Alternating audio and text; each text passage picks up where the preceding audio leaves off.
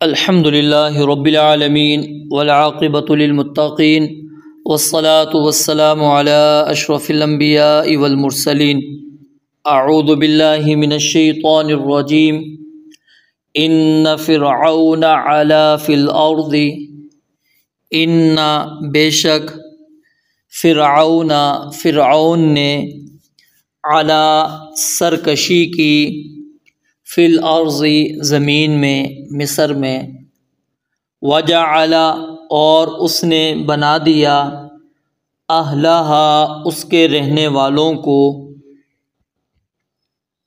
شیعاً کئی گروہ میں یستضعف وہ نہایت کمزور کر رہا تھا طائفتاً ایک گروہ کو منہم ان میں سے یذبح بری طرح ذبح کرتا تھا ابناءہم ان کے بیٹوں کو ویستحیی اور زندہ رہنے دیتا تھا نساءہم ان کی عورتوں کو انہ بے شک وہ فرعون کان من المفسدین فساد کرنے والوں میں سے تھا۔ اللہ رب العالمین نے اس آیت کے اندر یہ بات بیان فرمائی ہے کہ ان فرعون علا فی الارض، کہ فرعون نے زمین میں سرکشی کی۔ علا اس کا لفظی معنی ہوتا ہے سر اٹھانا، اونچا بن جانا، کیونکہ انسان کا جو اصل مقام ہے وہ بندگی ہے، لیکن فرعون نے اپنے اس اصل مقام سے اونچا ہو کر خدائی کا دعویٰ کر لیا تھا انا ربکم الاعلی، اور اپنی حقیقت کو بھول گیا تھا۔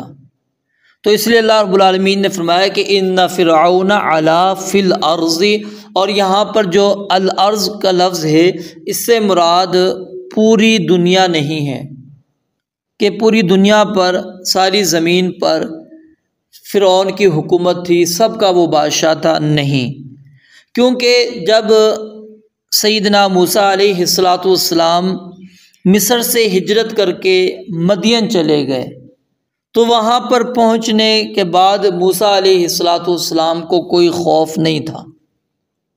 اگر فرعون کی حکومت ساری زمین پر ہوتی، ساری زمین کا وہ بادشاہ ہوتا، تو موسیٰ علیہ السلام مدین میں بھی چین کے ساتھ سکون کے ساتھ نہیں رہ سکتے تھے۔ تو ان کا مدین میں آرام کے ساتھ سکون کے ساتھ رہنا یہ اس بات کی دلیل ہے کہ فرعون پوری زمین کا بادشاہ نہیں تھا، بلکہ کس کا بادشاہ تھا؟ الارض، صرف مصر کا بادشاہ تھا، مصر کا بادشاہ تھا، مصر کے علاوہ کہیں اور پر اس کی حکومت موجود نہیں تھی۔ اور دوسرا اشارہ اس بات میں یہ ہے کہ ان فرعون علا فی الارض، الارض کہاں پر ہے؟ زمین نیچے ہے، اور عرش کہاں پر ہے؟ ساتوں آسمانوں کے اوپر بلندی پر ہے۔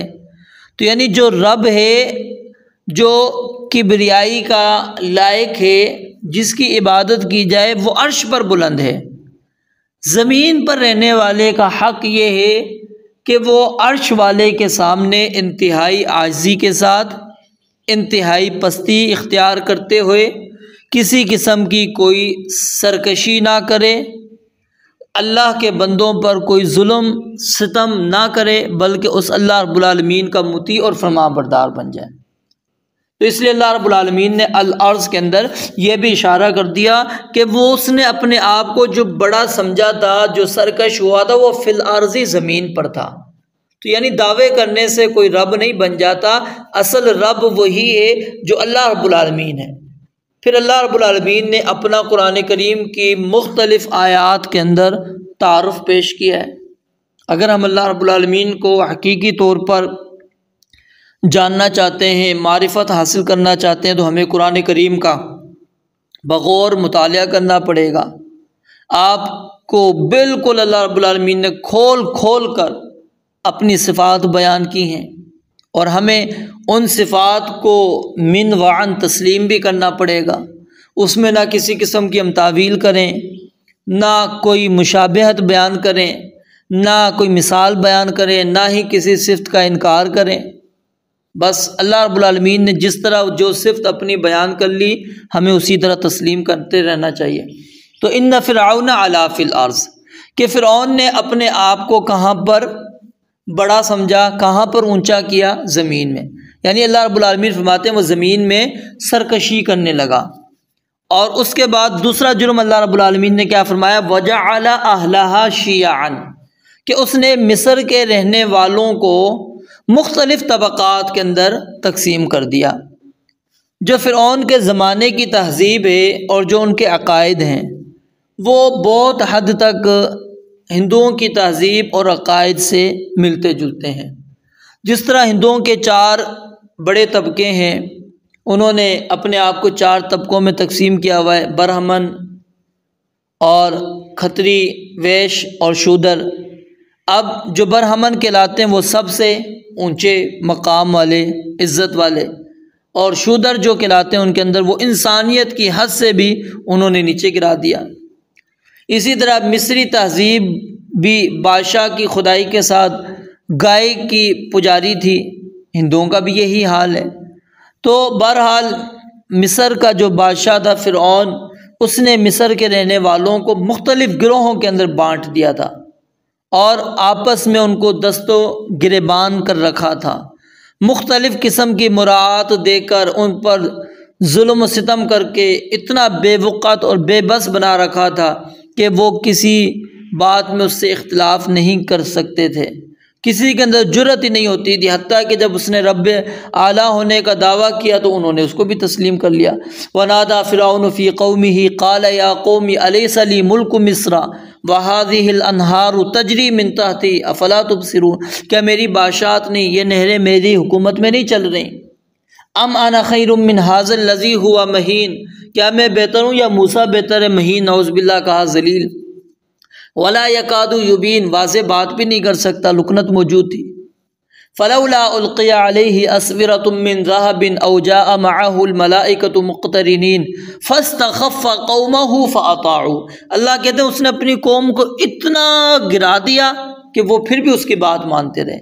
انہم کانوا قوما فاسقین فلما آسفونا انتقمنا منہم فاغرقناہم اجمعین فجعلناہم سلفا ومثلا للآخرین، اللہ کہتے ہیں پھر ہم نے ان کو غرق کر دیا۔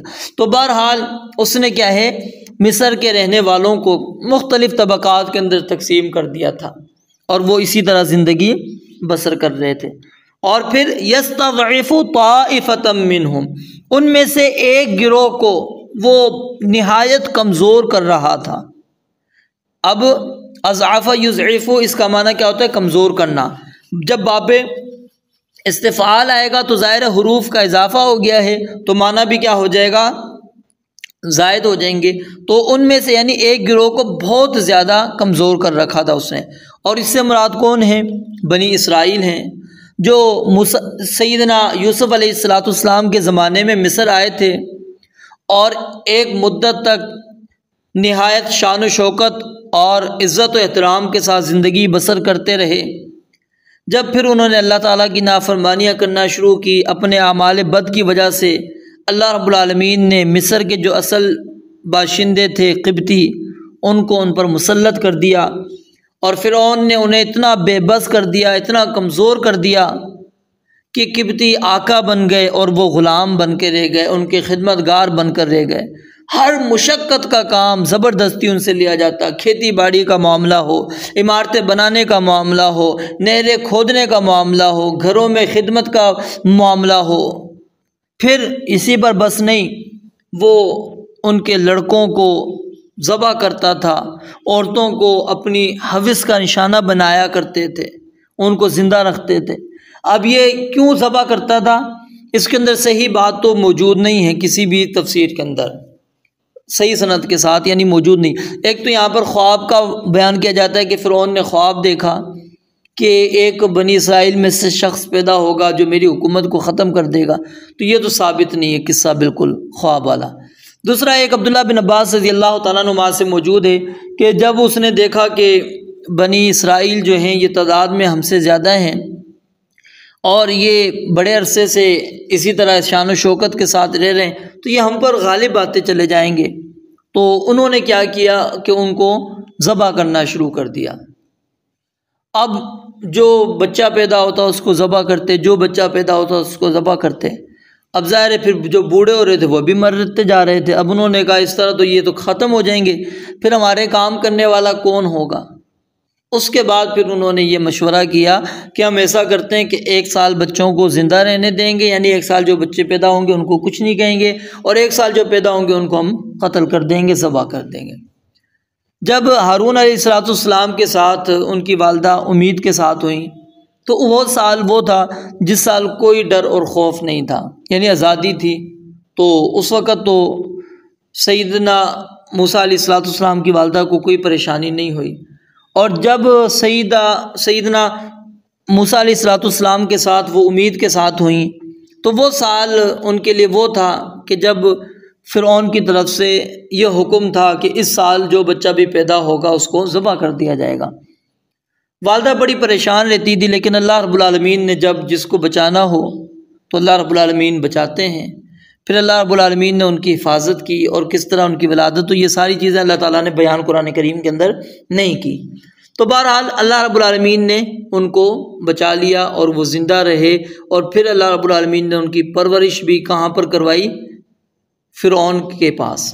یہ بھی دیکھیں اللہ رب العالمین کی کتنی بڑی یہاں پر حکمت ہے، کتنا بڑا اللہ رب العالمین کا فیصلہ ہے، ہم نہیں جان سکتے کس طرح اللہ رب العالمین نے دشمن کے ہاتھ میں جا کر ان کو بچایا ہے۔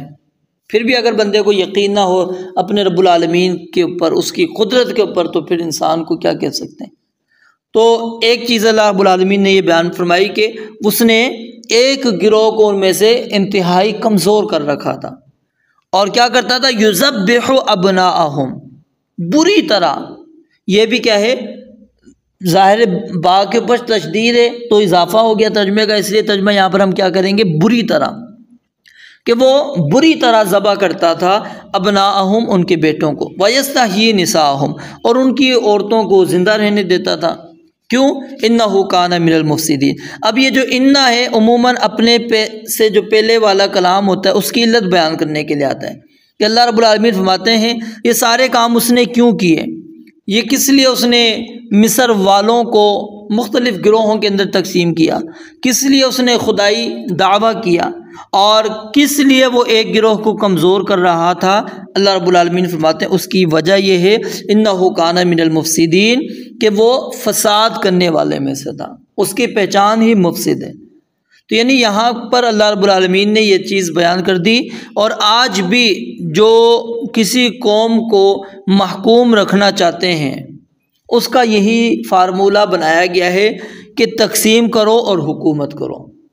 ہم اپنے ملک کے اندر دیکھیں، ہمیں کئی دفعہ اس بات پر لڑایا جاتا ہے، یہ جی سندھی ہے، یہ پنجابی ہے، یہ بلوچی ہے، یہ فلاں ہے، یہ فلاں ہے، یہ پٹھان ہے، ان کو طبقات کے اندر تقسیم کر کے لڑایا جائے۔